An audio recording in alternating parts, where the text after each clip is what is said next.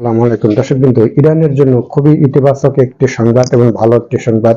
সেটা হলো যে ইরানের হরমুজ প্রণালী দিয়ে যদি কোনো জাহাজ যাওয়া আসা করতে হয়, তাহলে সেটা কিন্তু ইরানকে তার ট্যাক্স দিয়ে যেতে হবে এবং সেই ট্যাক্সটা কিন্তু ক্রিপ্টোকারেন্সির মাধ্যমে ট্যাক্সটা পেমেন্ট করতে হবে।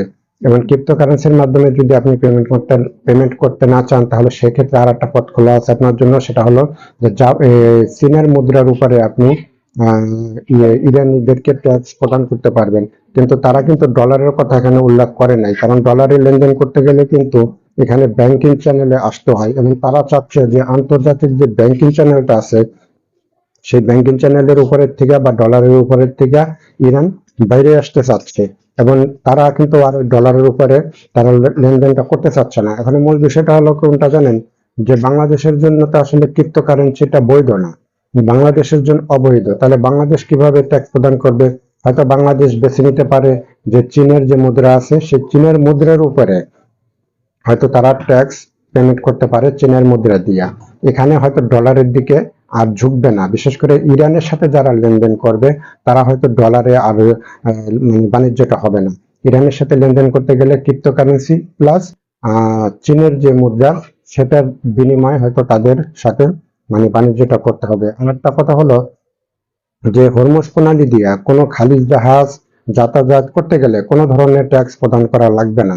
তবে খালি জাহাজই হোক আর বড় জাহাজই হোক, ওই জাহাজটা হরমুজ প্রণালী দিয়া পার হওয়ার আগে ইমেইলের মাধ্যমে ওই জাহাজের সমস্ত ডিটেলস সবকিছু ইরানকে আগে জানাতে হবে।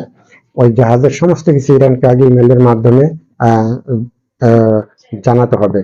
এবং সব এখানে আমেরিকার একটি পত্রিকা এখানে লিখেছে যে আহ, যদি ওখান দিয়ে তেলের যে জাহাজগুলি যাবে, অর্থাৎ এক ব্যারেল তেলের জন্য তাদের $1 করে পেমেন্ট করতে হবে।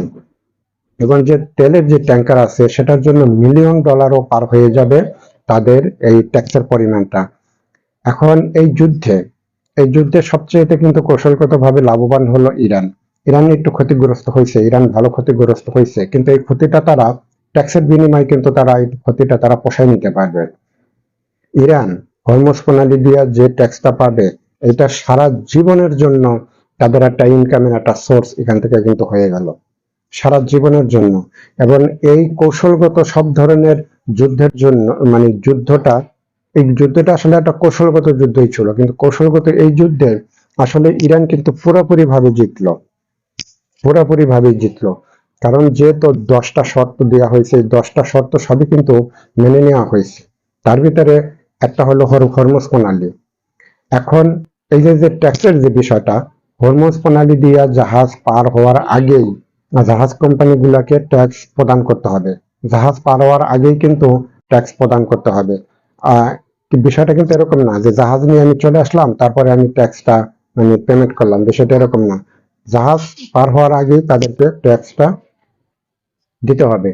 এই যে ইরানের যে একটা অর্জন, ইরান যে বিশাল একটা ইনকামের দিকে চলে আসলো।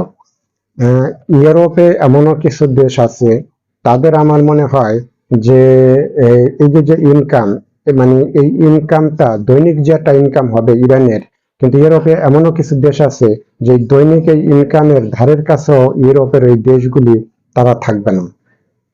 এরকম একটা ইনকামে ইরান এখন চলে গেল। এটা ইরানের জন্য খুবই একটা ইতিবাচক একটি সিদ্ধান্ত, একটি ভালো সিদ্ধান্ত।